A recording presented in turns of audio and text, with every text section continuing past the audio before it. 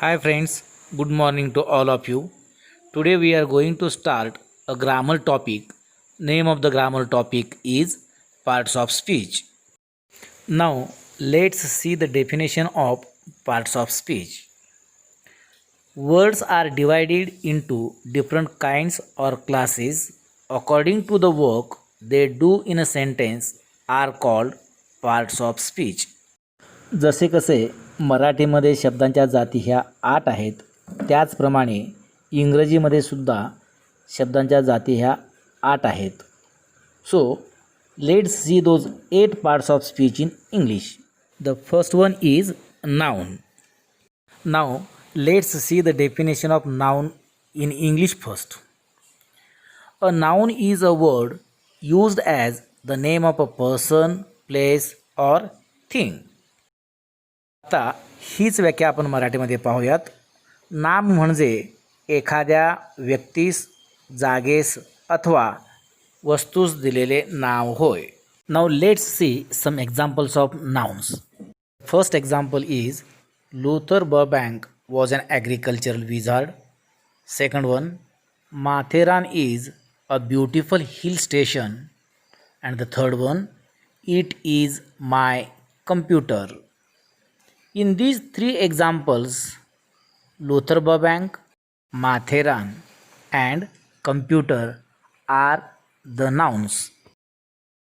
यावरील तिन्ही वाक्यातील अनुक्रमे लुथर बर्बँक एका व्यक्तीचे नाव आहे, माथेरान एका ठिकाणाचे नाव आहे, तर कम्प्युटर हे एका वस्तूचे नाव आहे. जेव्हा आपण वस्तू असे संबोधतो तेव्हा वस्तूमध्ये अमूर्त वस्तू आणि मूर्त वस्तू अशा दोन वस्तूंचा समावेश होत असतो.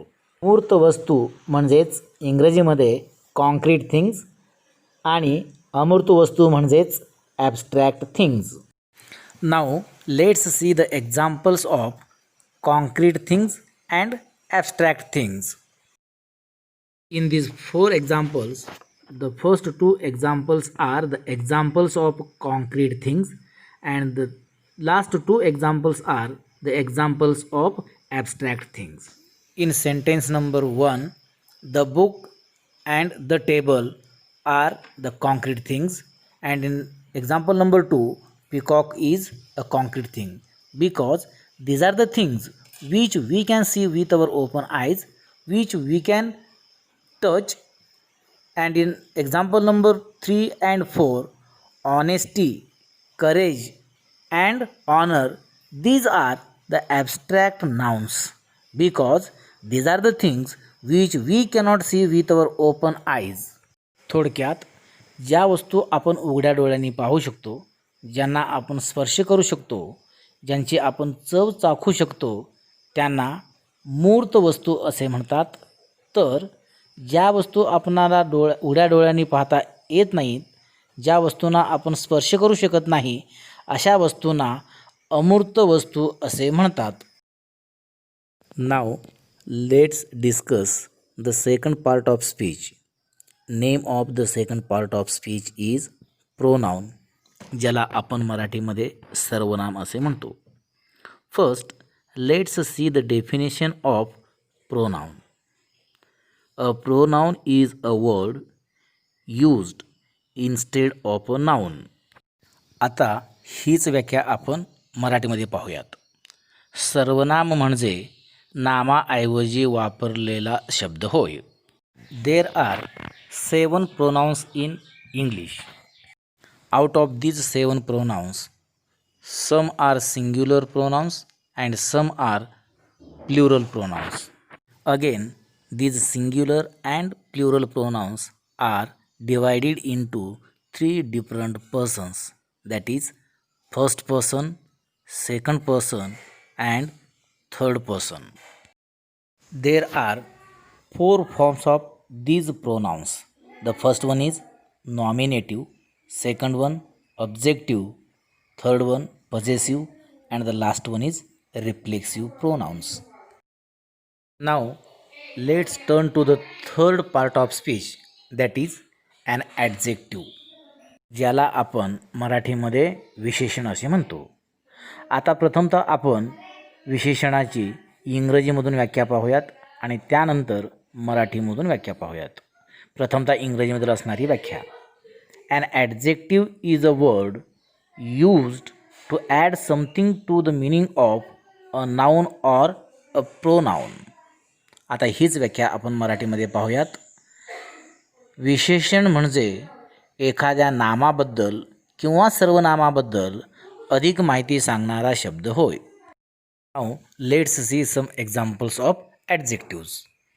An astrologer was a shrewd person. Second, the lion is a brave animal and he is a very helpful person. In these three examples, the words shrewd, brave, and helpful are the adjectives respectively. Now, let's see the fourth part of speech, that is verb, ज्याला आपण मराठीमध्ये क्रियापद असे संबोधतो.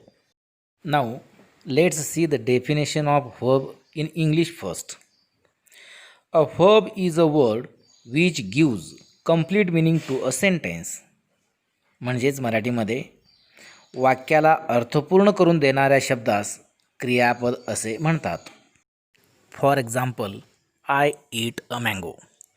आता या वाक्यातील ईट हा शब्द संपूर्ण वाक्यास अर्थपूर्ण करून देतो. या वाक्यातील ईट हा जर शब्द आपण वगळला तर राहिलेल्या शब्दांना काहीच अर्थ प्राप्त होत नाही. म्हणून या वाक्यात ईट हा शब्द संपूर्ण वाक्यास अर्थपूर्ण करून देणारा शब्द असल्याने त्यास क्रियापद असे म्हणतात. Basically verbs are of three types. The first one is stative verbs, second dynamic verbs, and third one is possessive verbs. Now let's see the definition of stative verb first. A stative verb is a word used to say something about some person, place, or thing. For example, Kolkata is a big city. Iron and copper are useful metals. Shakespeare was a great dramatist. In these three examples, is, are, and was are the stative verbs respectively. In example number 1, is a word used to say something about Kolkata. In example number 2, are is a word used to say something about iron and copper. And in example number 3, was is a word used to say something about Shakespeare. थोडक्यात जेव्हा दिलेल्या वाक्यामध्ये वापरलेले to बीची रूपे मुख्य क्रियापद म्हणून काम करतात तेव्हा ती स्टेटिव्ह व्हर्ब्स असतात. Now let's see the definition of dynamic verb. A dynamic verb is a word used to indicate an action of a thing or a person. For example, he studied hard, he cultivated the land, and Ramesh is writing a letter. In these three examples, studied, cultivated, and is writing are the words which indicate action. So these are the words which are called dynamic verbs. थोडक्यात मराठीमध्ये एखाद्या व्यक्तीकडून किंवा वस्तूकडून केली जाणारी कृती दर्शविल्या जाणाऱ्या शब्दास कृतीदर्शक क्रियापद असे म्हणतात. Now let's see the definition of possessive verb. A possessive verb is a word use to express possession. For example, I have 50 rupees with me, she has 5 brothers, and I had an old car. In these three examples, have, has, and had are possessive verbs respectively. थोडक्यात दिलेल्या वाक्यातील to हॅवची रूपे जेव्हा मुख्य क्रियापद म्हणून काम करतात तेव्हा त्यांना possessive verbs असे म्हणतात. Again, the dynamic verbs are of two types, transitive verbs and intransitive verbs. For example, I write a letter, he told me a story, she was sitting under a tree. In these three examples, In example number 1 and 2, write and told are transitive verbs respectively, whereas in example number 3, was sitting is an intransitive verb. Transitive verb म्हणजेच सकर्मक क्रियापद आणि इनट्रान्झिटिव्ह verb म्हणजे अकर्मक क्रियापद होय. थोडक्यात ज्या क्रियापदाबरोबर कर्म येते त्यास ट्रान्झिटिव्ह वर्ब असे म्हटले जाते आणि ज्या क्रियापदाबरोबर कर्म नसते त्यास इनट्रान्झिटिव्ह वर्ब असे म्हणतात. In this way, in part first, we discussed the first 4 parts of speech, that is noun, pronoun, adjective and verb. Let's discuss the remaining 4 parts of speech in the next part, that is part 2. Thank you for watching this video.